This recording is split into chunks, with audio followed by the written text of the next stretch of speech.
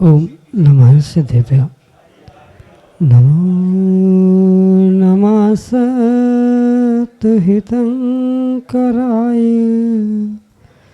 वीराय भव्याम्बुजभास्कराय अनन्तलोकाय सुरार्चिताय देवादिदेवाय नमो जिनाय देवादिदेवाय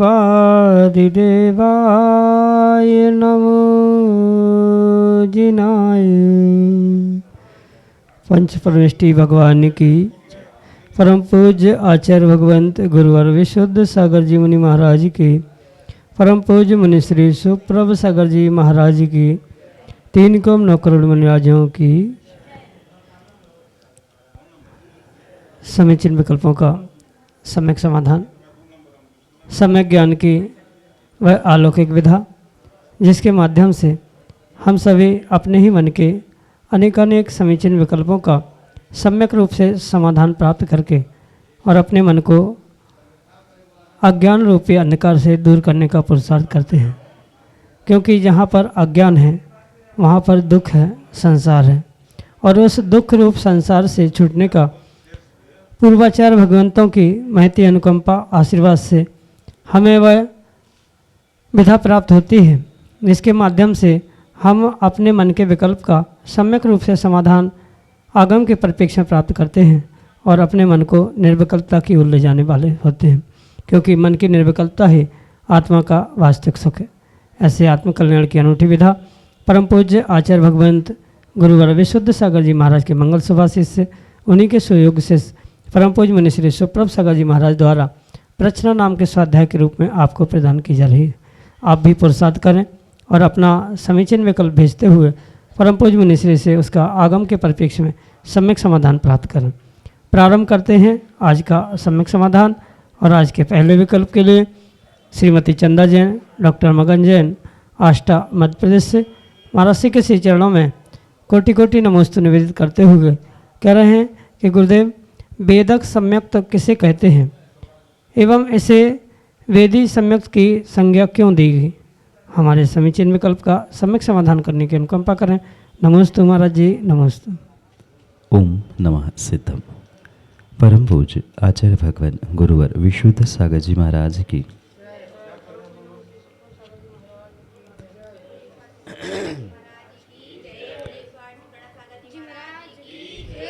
जो क्षयोक्षमिक सम्यक होता है उसे आचार्य भगवंत वेदक सम्यक कहते हैं।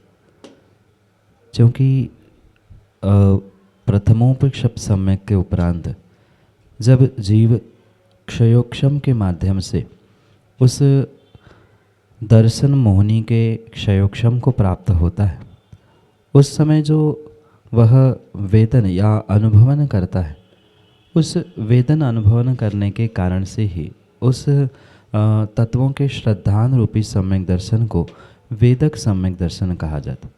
उसकी दूसरी संज्ञा वेदी सम्यक भी है, अन्य भी प्रकार से उसे स्वीकार किया जाता है।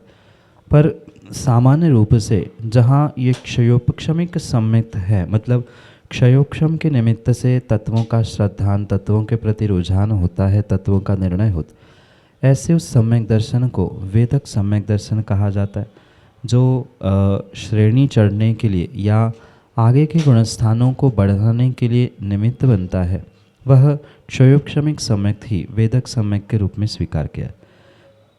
क्योंकि जब जीव सबसे पहले सम्यक दर्शन को प्राप्त करता है तो सबसे पहले वह उपशम सम्यक को प्राप्त करता है और उपशम सम्यक पूर्वक ही क्षयोक्षम सम्यक तक क्षायिक सम्यक को प्राप्त।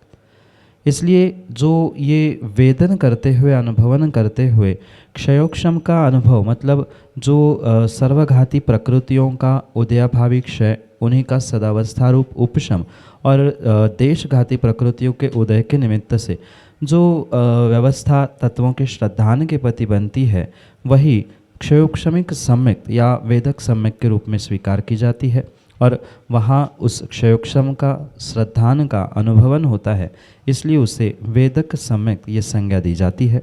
यही आपके लिए सम्यक समाधान। भोपाल मध्य प्रदेश से श्रीमती उषा जैन महाराज श्री के चरणों में बारंबार नमोस्तु नमित करते हुए अपना प्रश्न कर रहे हैं कि महाराज जी, सीता जनक की पुत्री थी या रावण की? क्योंकि पद्म पुराण में सीता को जनक की पुत्री बताया है, तो वहीं उत्तर पुराण में सीता को रावण की पुत्री बताया है। तो सही क्या माने? हमारे समीचीन विकल्प का सम्यक समाधान करने की अनुकंपा करें। नमोस्तु महाराज जी, नमोस्तु। उभय वाक्यम प्रमाणम, ये जो आगम में सूत्र आया है उसे हमें क्षयोक्षमिक ज्ञान के निमित्त से समझना हो। मतलब जब तक हमारे पास साक्षात कोई प्रमाण नहीं है, या हम स्वयं केवली नहीं बने, या किसी केवली के या अवधि मनपर्य ज्ञानी मुनिराज के पास नहीं पहुंच रहे, तब तक आगम ग्रंथों में जो हमें प्रमाण मिलते हैं वह उभय प्रमाण भी हमारे लिए स्वीकार करने योग्य। जैसे सीता को कहीं जनक की पुत्री और कहीं रावण की पुत्री उल्लेखित किया है, वहाँ जब तक हमारा क्षयोक्षमिक ज्ञान है तब तक श्रुत को प्रमाण मानते हुए हमें उन दोनों बातों को स्वीकार करना परम आवश्यक। मतलब ये सत्य है कि दोनों में से कोई तो एक ही कार्य होगा, दो कार्य तो हो नहीं सकते। रावण की भी और जनक की एक साथ तो होना संभव नहीं है। पर जो उत्तर पुराण या पद्म पुराण आदि के माध्यम से हमें ज्ञान प्राप्त होता है, बोध होता है, वहाँ स्पष्ट समझे कि दोनों भी आचार्य प्रणीत ग्रंथ है, चाहे पद्म पुराण हो चाहे उत्तर पुराण हो। और दिगंबराचार्यों पर उंगली उठाना, प्रश्न खड़ा करना, ये सम्यक दृष्टि का कार्य नहीं हो सकता। इसलिए हमें अपने सम्यक दर्शन की सुरक्षा करने के लिए दोनों प्रमाण स्वीकार करने होंगे। मैं पुनः कह दूँ, दोनों में से सत्य एक ही होगा, इसमें कोई विकल्प नहीं, कोई शंका नहीं है। पर अगर हम उत्तर पुराण की बात स्वीकार करते हैं और उसे ही मात्र सत्य मानते हैं, तो पद्म पुराण कर्ता रविसेनाचार्य भगवान की बात या उनका कथन झूठा हो सकता है। इनको मानते हैं तो उनका कथन झूठा होता है। और कहीं न कहीं दिगंबराचार्य की ही अवहेलना, उनकी अविनय या उनके प्रति श्रद्धान का अभाव होने के कारण वहाँ सम्यक दर्शन में दोष लगने की संभावना है। इसलिए चाहे जनक की पुत्री चाहे रावण की पुत्री, जहाँ हम जिस समय जो ग्रंथ पढ़ रहे हैं उस ग्रंथ के अनुसार उस समय पर हमें निर्णय करना होगा कि पद्म पुराण पढ़ रहे हैं तो जनक की पुत्री स्वीकार करें, और जब उत्तर पुराण पढ़ा जा रहा है तब उनकी अपेक्षा से रावण की पुत्री स्वीकार करें। और ये भी विशेष करके ध्यान रखें कि जब तक हम स्वयं केवली नहीं बन पा रहे हैं तब तक हमारे लिए श्रुत ज्ञान ही प्रमाणित है। आगम जो लिखा है वह श्रुत ज्ञान से जो हमें प्राप्त हो रहा है वही पूर्ण रूप से स्वीकार करने योग्य। इसलिए ये विकल्प ना करें कि सत्य क्या है। जो सूत्र सबसे पहले मैंने कहा, उभय वाक्य प्रमाण, यानी दोनों वाक्य आचार्य भगवंतों के हैं, दिगंबराचार्यों के हैं, इसलिए हमारे लिए दोनों भी वाक्य, दोनों भी प्रमाण प्रमाणित है। जब तक हम स्वयं केवली नहीं बन रहे हैं या जब तक हम किसी केवली अवधि मनपर्य ज्ञानी के पास नहीं पहुंच रहे हैं, तब तक हमारे लिए ये दोनों भी आचार्य प्रणीत प्रमाण सत्य है। यही स्वीकार करना हमारे सम्यक दर्शन की सुरक्षा के लिए आवश्यक है, जो कि आपके लिए सम्यक समाधान से। प्रांजल जैन आरा बिहार से अगले समीचीन विकल्प करें। नमोस्तु महाराज जी, नमोस्तु महाराज जी, नमोस्तु। मेरा प्रश्न यह है कि गुरुदेव को नमोस्तु क्यों करते हैं? नमोस्तु महाराज जी, नमोस्तु। बेटा, नमः अस्तु, इन दो शब्दों से नमोस्तु शब्द बना है। और ये नमोस्तु शब्द जो अभिवादन का, नमस्कार का है, वह मात्र गुरुदेवों को ही नहीं, मतलब मुनिराजों को ही नहीं, अपितु हमारे यहाँ पंच परमेष्ठी के लिए नमोस्तु यह शब्द स्वीकार किया जाता। चाहे सिद्ध हो, अरिहंत हो, आचार्य हो, उपाध्याय हो, साधु हो, इन पांचों परमेष्ठी के लिए सामान्य रूप से अभिवादन रूप नमः अस्तु, नमः का अर्थ है नमस्कार, अस्तु यानी हो, मेरा नमस्कार हो, नमस्कार हो, ये संस्कृत भाषा का शब्द है, इसलिए इसका सामान्य रूप से प्रयोग सर्वत्र करने में आता है। और ये भी आवश्यकता नहीं है कि माना कि किसी को नमोस्तु शब्द नहीं आता तो क्या वो मुनिराजों का अभिवादन नमस्कार नहीं कर सकता? उसको जिस भाषा में संभव है वह उस भाषा में नमोस्तु कर सकता है। जैसे कुछ दिनों से हम झारखंड बिहार में विहार कर रहे हैं तो वहाँ तो बहुत सारे ऐसे भी जीव है, उन्हें नमोस्तु नमस्कार कुछ नहीं पता, उन्हें मुनिराज है, महाराज है, गुरुजी है ये भी नहीं पता। वे तो जैसे ही दिखते हैं तो प्रणाम बाबा, दंडवत बाबा आदि शब्दों से अभिवादन करते हैं, तो किसी प्रकार से उन्हें कोई पाप नहीं लग रहा। अभिवादन का अभिप्राय है, नमस्कार का अभिप्राय है। और प्रचलन में हमारे यहाँ पंच परमेष्ठी के लिए नमोस्तु शब्द चलता है, इसलिए नमोस्तु का ही अधिकांश प्रयोग किया जाता है। आप वंदामी भी कह सकते हैं, नमस्कार हो ऐसा भी कह सकते हैं, प्रणाम करता हूँ ये भी कह सकते हैं, पर प्रचलन में चूंकि नमः अस्तु नमस्कार हो ये शब्द रूढ़ हो चुका है, इसलिए पांचों परमेष्ठी को हमारे यहाँ नमोस्तु शब्द से नमस्कार हो इसी अभिप्राय से गुरुदेव आदि को भी नमस्कार किया जाता है। यही आपके लिए सम्यक समाधान। प्रतिष्ठाचार्य पंडित अखिलेश शास्त्री, रामगढ़, उत्तर प्रदेश से अगले समीचीन विकल्प के लिए। नमोस्तु भगवान, नमोस्तु भगवान, नमोस्तु भगवान। भगवान, जब हमें कोई अपनी समाज को एकत्रित करना पड़ता है तो हम पत्रिका छापते हैं, कार्ड बनवाते हैं, पर्सनल बुला लेते हैं और सकल समाज एकत्रित हो जाती है। क्या कभी ऐसा नहीं हो सकता कि समस्त साधु वृंद एक साथ एक मंच पर हो, एक सम्मेलन ऐसा हो जहाँ किसी प्रकार का कोई भेदभाव न हो और समस्त साधु वृंद एक साथ एक मंच पर विराजमान हो, सबके दर्शन करने का सौभाग्य सकल दिगंबर जैन समाज भारतवर्ष को प्राप्त हो? कि ऐसा कोई उपाय हो सकता है क्या? नमस्ते भगवान। पंडित जी, आपकी भावना बहुत अच्छी है, बहुत निर्मल है, पर जैसे कि हमारे जिनागम में पूर्वाचार्य प्रणीत ग्रंथों के माध्यम से जो चंद्रगुप्त आदि के स्वप्न कहे गए हैं और उन स्वप्नों के फलों के बारे में कहा है, उसे बहुत विवेकपूर्वक समझने की आवश्यकता। आज जितनी भी ये विपरीतता विडंबना दिख रही है, ये कुछ न कुछ अंशों में काल के प्रभाव से, और मैं तो कहता हूँ कि कहीं ना कहीं ये जो हमारे केवली भगवंतों ने, तीर्थंकर भगवंतों ने जो स्वप्न के फल के रूप में कहा है कि पंचम काल में आने वाले समय में जो परस्पर में धर्मात्मा हैं, त्यागी व्रती है, जिन्होंने धर्मात्मा का भेष धारण किया है, वे ही परस्पर में एक दूसरे से लड़ते हुए मिलेंगे। ये जो नंगी नृत्य करने वाली नर्तकियों के स्वप्न का फल आचार्य भगवंतों ने बताया था, वह साक्षात वर्तमान में घटित हो रहा है। ये मानते हुए ही कहीं ना कहीं हमें जिनवाणी और शास्त्र के प्रति और दृढ़ श्रद्धान को प्राप्त करने की आवश्यकता है। साथ में ये भी समझे कि श्रावकों को एक साथ एक स्थान में लाना फिर भी संभव हो सकता है, पर चूंकि निर्ग्रंथ मुनिराजों की अपनी अपनी अनुकूलता है, अपनी अपनी वर्तमान के परिप्रेक्ष्य में परंपराएं है, उनकी अपनी अपनी स्वयं की कुछ व्यवस्थाएं है, जिन कारण से उन्हें परस्पर में एक साथ एक मंच पे लाना कतई संभव हो नहीं सकता। और मैं तो विशेष करके ये कहना चाहता हूँ कि कुछ एक आप जैसे जीव है, ज्ञानी लोग हैं, जो साधु मिलना भी चाहते हैं तो उनको मिलने के लिए सहयोग नहीं करते। कहीं इनके कान में, कहीं उनके कान में पहुंचकर परस्पर में, आज आप खुले आंखों से देख लेना जो व्हाट्सअप चल रहे हैं या मोबाइल का दुरुपयोग हो रहा है, जबकि साधु कुछ किसी भिन्न अभिप्राय से कहते हैं, दूसरा साधु भी किसी भिन्न अभिप्राय से कहता है, पर दोनों की वीडियोस कट करते हुए परस्पर में एक दूसरे को लड़ाने की अपेक्षा से पुनः उसे वायरल कर लेना, इसने इनके बारे में कहा, उनने उनके बारे में कहा, ऐसा टीवी मोबाइल आदि के माध्यम से चलाने वाले आप जैसे ही ज्ञानी लोग होते हैं जिनको कहीं ना कहीं उनके परस्पर में बनती हुई सौहार्दता को मिटाने का पुरुषार्थ करने में आनंद आता है। नरकों में जाकर लड़ाना भिड़ाना ही जिनका काम है वो ही बेचारे ऐसे काम करते हैं।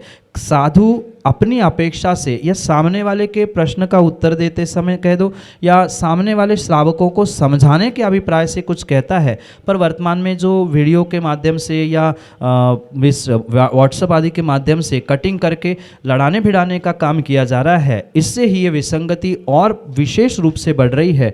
अगर श्रावक वास्तव में सच्चे भावों से सभी गुरुओं को निस्वार्थ भावना से मानना सीखे, किसी प्रकार से उनमें राग द्वेष करते हुए कोई छोटा कोई बड़ा ये विडंबनाओं को छोड़कर सभी को समान माने और जो सूत्र आचार्यों ने दिया है नमो लोहे सवस्साहुणम, वो अगर जीवन में उतार ले तो पक्का है कि आने वाले समय में हो सकता है साधु भी कभी एक मंच पर बैठ सकते हैं। पर पुनः मैं इस बात को दोहराना चाहता हूँ कि कुछ एक श्रावक ही ऐसे होते हैं जो ये देखना नहीं चाहते, क्योंकि अगर साधु पूर्ण रूप से एक हो जाएंगे तो फिर उनकी व्यक्तिगत जो स्वार्थ है वह सध नहीं पाएगा, क्योंकि जो ये पॉलिसी है जिसे नीति कहा जाता है, डिवाइड एंड रूल, तोड़ो और राज करो, बिल्कुल ऐसा ही पुरुषार्थ कई सारे श्रावक और कई सारे तथाकथित ज्ञानी करते हैं, जिस कारण से ये संघ परस्पर में साधु मिलना भी चाहते हैं तो भी वो मिल नहीं पाते। परस्पर में लड़ाने झगड़ाने से या वीडियो ऐसे उल्टे सीधे जॉइंट करके वायरल करने से भी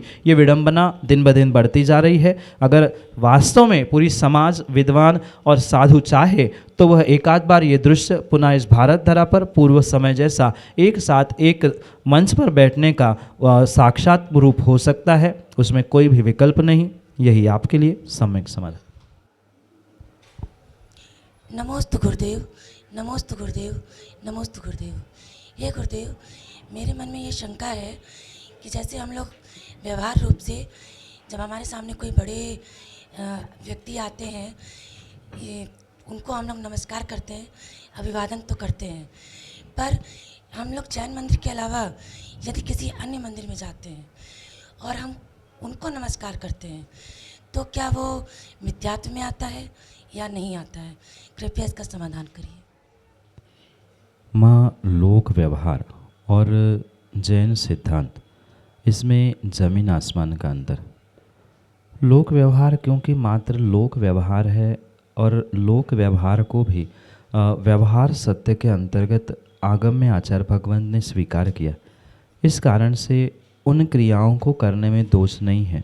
पर जो जैनागम का सिद्धांत है, जहाँ सच्चे देवशास्त्र गुरु का स्वरूप समझाया है, ऐसे सच्चे देवशास्त्र गुरु के अलावा अन्यत्र कहीं भी आपका अभिवादन करना, चाहे आप उसे व्यवहारिकता कह दो, लोक मर्यादा कह दो या अन्य किसी प्रकार से भी उसे कहने का समझने का प्रयास करना, पर आगम और सिद्धांत के परिप्रेक्ष्य में वह पूर्ण रूप से मिथ्यात ही है।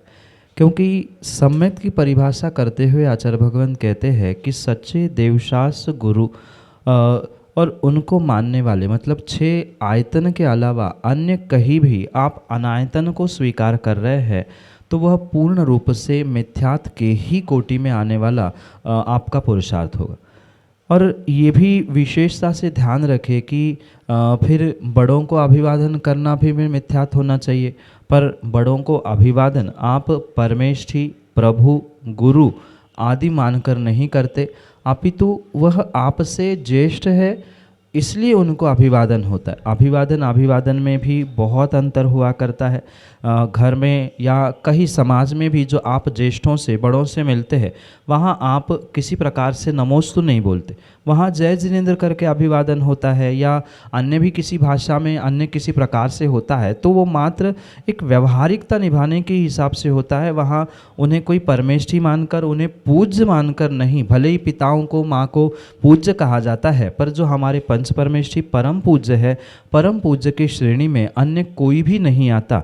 इसलिए उनको उनके हिसाब से, मतलब अन्य स्थानों में जो आयतन के रूप में स्वीकार होते, उन आयतनों को अगर किसी प्रकार से आप परम पूज्य मानकर या पूज्य भी मानकर स्वीकार करते हैं तो वह स्वरूप विपर्यास होने के कारण से वह मिथ्यात है। स्पष्ट शब्द समझना, स्वरूप विपर्यास, विपर्यास यानी विपरीतता, स्वरूप में विपरीतता है। क्योंकि सच्चा देव कैसा है यह हमें पता है, सच्चे गुरु कैसे हमें पता है, सच्चा शास्त्र कैसे है, पांच परमेष्ठी कैसे है ये भी हमें स्वीकार है। और इसी कारण से अगर उनकी तुलना हम अन्य किसी के साथ कर रहे हैं या अन्य किसी की तुलना हमारे सच्चे देवशास्त्र गुरु के साथ बराबरी से करते हुए अभिवादन करने की या प्रणाम आदि करने की भावना उत्पन्न हो रही है तो नियम से वह मिथ्यात है। क्योंकि माता पिता, घर के बुजुर्ग, बड़े लोग ये कोई हम परमेष्ठी रूप या अन्य किसी प्रकार से स्वीकार नहीं करते। भले ही उपचार से माँ को गुरु कहा जाता है, टीचर्स को भी गुरु कहा जाता है, पर वहाँ ये निर्णय है कि ये हमारे लौकिक गुरु है, ये जन्म देने वाले गुरु है या घर में कुछ मार्गदर्शन करने वाले गुरु है, इसलिए उनको सच्चे गुरु के कोटि में रखकर अभिवादन नहीं होता। सामान्य रूप से उन्होंने किया गया उपकार, उन्होंने किया गया सहयोग आदि के लिए भी अभिवादन होता है। और कई बार तो बड़ों के लिए नहीं, छोटों के लिए भी अभिवादन होता है। छोटों को भी जय जिनेन करते हैं, जो अपने समवयस्क होते हैं उनके लिए भी तो अभिवादन होता है। तो वहाँ किसी प्रकार से सम्यक मिथ्यात का भेद नहीं है, वहाँ एक औपचारिकता है। और वहाँ भी नमस्कार करने के बाद भी आपको याद हो तो आप जय जिनेन बोलते हैं, जबकि जय जिनेन का अर्थ ही हम जिनेन भगवान की जय बोल रहे हैं। ये मात्र मिलने का और परस्पर में एकत्रित होने का अभिवादन करने का तरीका है। ये अभिवादन करने की जो बड़े छोटे समवयस्कों के साथ करने की क्रिया है, ये मात्र व्यवहार सत्य है, व्यवहार रूप से स्वीकार है। क्योंकि वहाँ किसी परमेष्ठी, किसी गुरु, किसी प्रभु आदि की बिल्कुल भी संकल्पना नहीं है। पर अन्य स्थानों में आप किसी भी अपेक्षा से पहुंचकर अभिवादन करेंगे तो स्वाभाविक सी बात है, क्यों कहीं ना कहीं आपके हृदय में ये है कि वहाँ कोई पूज्यता है और पूज्यता को मानकर अपन नमस्कार कर रहे हैं, अभिवादन कर रहे हैं। चाहे आप उसे लोक व्यवहार कह दो, लोक लाज कह दो या अन्य किसी प्रकार से भी स्वीकार करना, पर नियम से वह मिथ्यात के ही कोटि में आता है। इसलिए ऐसा पुरुषार्थ ना करें, अभिवादन ही करना है। मतलब वहाँ पहुंचकर भी आपको अभिवादन करना है परस्पर में, तो परस्पर में तो अभिवादन करने के लिए अन्य भी स्थान हो सकते हैं। किसी ऐसे स्थान पर जाकर भी अभिवादन करना, बहुत सारे लोग यही कहते कि वहाँ तो हाथ जोड़कर हम नमोकार पढ़ते हैं, वहाँ हम अपने भगवान को देखने का प्रयास करते हैं। जब भगवान को ही देखना है तो किसी स्थान पर जाने की क्या आवश्यकता, हम जहाँ बैठे वही आँख बंद कर ले, हमारे लिए प्रभु और गुरु यूं ही दिख जाएंगे। इसलिए किसी प्रकार से हम अन्य स्थानों में पहुंचकर ऐसा पुरुषार्थ ना करें। और माना कि आपको देखकर अन्य लोगों ने पुरुषार्थ करना प्रारंभ किया, आपको तो बोध था कि सच्चे देवशास्त्र गुरु का स्वरूप क्या है, अनायतन क्या है, पर ये तो हो गया कि कोई जैन साहब या जैन परिवार का कोई व्यक्ति वहां पहुंचकर अभिवादन कर रहा है, मतलब उनको भी लगेगा हमारा, उनकी श्रेष्ठता आपको देखकर आने वाली पीढ़ी है और भी जो लोग हैं वो तो यही सोचेंगे कि अरे वो जा रहे हैं तो हमें जाने में क्या परेशानी है। तो ऐसा सोचते सोचते ये मिथ्यात फैलने की संभावना है और उसके लिए आप निमित्त होने से वहाँ भी दोष लगने की पूर्ण संभावना है। इसलिए अभिवादन हम मात्र बड़ों को बड़ा, बुजुर्ग, सम्माननीय मानकर करें, परम पूज्य मानकर नहीं। यही आपके लिए सम्यक समाधान।